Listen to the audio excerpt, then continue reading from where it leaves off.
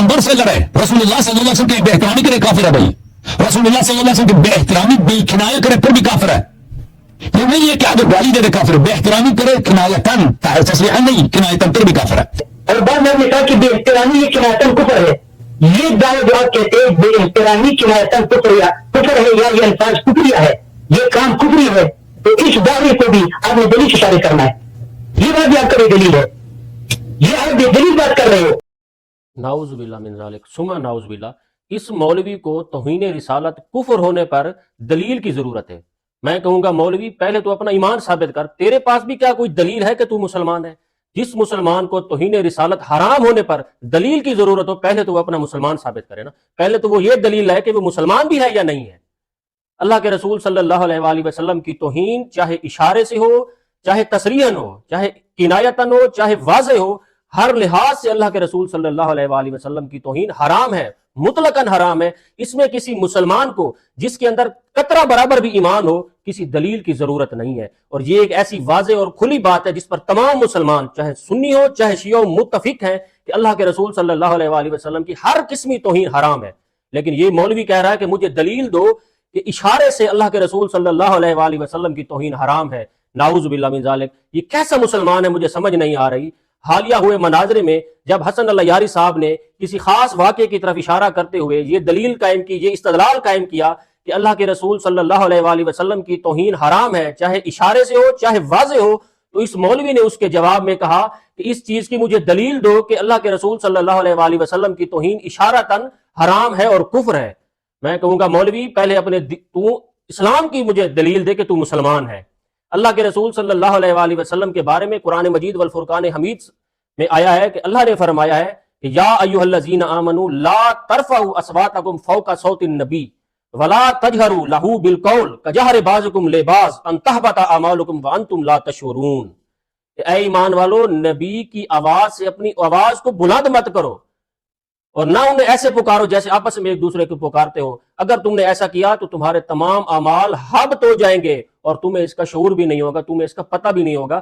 توہین تو بہت بڑی بات ہے, چاہے وہ اشارتاً ہو چاہے واضح ہو. اگر اللہ کے رسول صلی اللہ علیہ وآلہ وسلم کی آواز سے کسی آدمی کی آواز بلند ہو گئی تو اس کے اعمال حبط ہو جاتے ہیں, ضبط نہیں ہو جاتے, حبط ہو جاتے ہیں.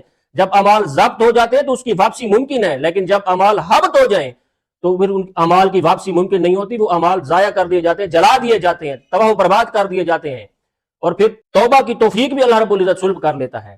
تو یہ آیت بھی کافی ہے اگر آپ کے اندر تھوڑے سے رتی برابر بھی ایمان ہے کہ اللہ رب العزت کے آخری رسول صلی اللہ علیہ وآلہ وسلم کی توہین حرام ہے, تو یہ آیت ہی کافی ہے. لیکن مجھے یقین ہے آپ کو آیات کافی نہیں ہوگی, روایات کافی نہیں ہوگی, اس لیے میں آپ کو آپ ہی کے علماء کے بیانات دکھاتا ہوں جس سے شاید آپ کو کوئی تھوڑی سی تسلی ہو جائے. لگتا نہیں ہے لیکن مجھے. تو یہ دیکھیں, یہ آپ ہی کے مکتب کے بہت بڑے عالم ہیں, یہ ان کی تفسیر کی کتاب ہے تفہیم القرآن, سید ابو العلا مودودی. انہوں نے سورہ حجرات کی اس آیت کی تفسیر میں کیا فرمایا ہے دیکھیں. وہ کہتے ہیں کہ رسول پاک صلی اللہ علیہ وآلہ وسلم کے سوا کوئی شخص چاہے کتنا ہی قابل احترام ہو, بہرحال یہ حیثیت نہیں رکھتا کہ اس کے ساتھ بے ادبی خدا کے ہاں اس کی سزا, خدا کے ہاں سزا کا مستحق ہو, جو حقیقت میں کفر کی سزا ہے.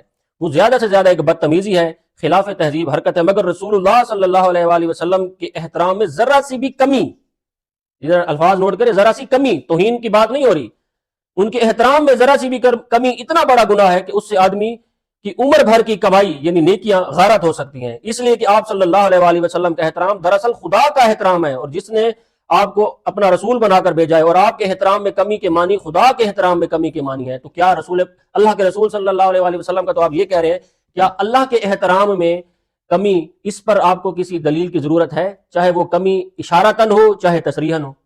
تو جب آپ کو اللہ کے ہاں یہ چیز کی ضرورت نہیں ہے تو پھر اللہ کے رسول صلی اللہ علیہ وآلہ وسلم کی شان اقدس میں بھی ذرا سی توہین, چاہے وہ اشارتاً ہو چاہے تصریحاً ہو, وہ بھی اسی طرح حرام اور کفر ہے.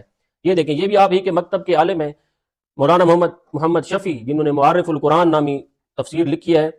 وہ جو ہے اشرف علی تھانوی صاحب کا بیان نقل کرتے ہیں اور کہتے ہیں کہ لیکن بعض اعمال اور افعال جیسے کہ تقدم اور رفع صوت, یعنی آگے بڑھنا اللہ کے رسول صلی اللہ علیہ وآلہ وسلم سے, اور آواز بلند کرنا, اگرچہ بقصد ایذا نہ ہو, یعنی اگر نیت یہ نہ ہو کہ ہم تکلیف دے رہے ہیں اللہ کے رسول صلی اللہ علیہ وآلہ وسلم کو، پھر بھی ان سے ایذا کا یعنی تکلیف کا احتمال ہے، اس لیے ان کو مطلقاً ممنوع اور معصیت قرار دیا گیا ہے۔ اور بعض گناہوں کا خاصہ یہ ہوتا ہے کہ اس کے کرنے والے سے توبہ اور اعمال صالح کی توفیق سلب ہو جاتی ہے اور وہ گناہوں میں منہمک ہو کر انجام کار کفر تک پہنچ جاتے ہیں۔ یعنی اگر اللہ کے رسول صلی اللہ علیہ وآلہ وسلم کو ایذا دینے کی نیت نہ ہو پھر بھی آواز بلند کی جائے تو احتمال یہی ہے کہ آپ پر کفر ثابت ہو جائے گا۔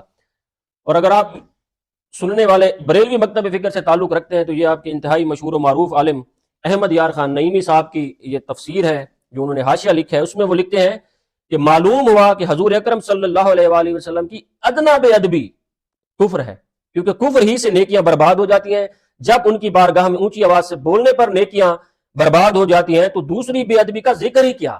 یعنی اللہ کے رسول صلی اللہ علیہ وآلہ وسلم کی بارگاہ اقدس میں فقط آواز بلند کرنا اتنی بڑی بے ادبی اور گستاخی ہے کہ تمام زندگی کے اعمال برباد ہو جاتے ہیں، تو ان کی بے ادبی اور ان کی گستاخی اور ان کی شان میں اہانت چاہے وہ اشارتاً ہی کیوں نہ ہو، خود سوچیں اس کی سزا کتنی بڑی ہوگی۔ یہ کفر کم سے کم سزا ہے، ورنہ اللہ کے رسول کے لیے اللہ نے فرمایا ہے وَأَدَّ لَهُمْ عَذَابًا مُهِينًا، جو اللہ اور اس کے رسول کو تکلیف دیتے ہیں ان کے لیے اہانت زدہ یعنی کہ ذلیل کر دینے والا، تذلیل کر دینے والا عذاب اللہ رب العزت نے تیار کر رکھا ہے۔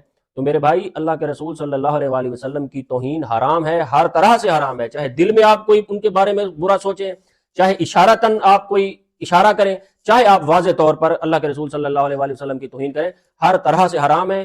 توبہ کریں، اللہ رب العزت کی بارگاہ میں توبہ کریں تاکہ آپ کو شاید کوئی بخشش کا موقع بن سکے۔ اپنی من پسند شخصیات کی محبت میں اتنے بھی اندھے نہ ہو جائیں کہ آپ کو اللہ کے رسول صلی اللہ علیہ وآلہ وسلم کی حرمت کا پاس نہ رہے۔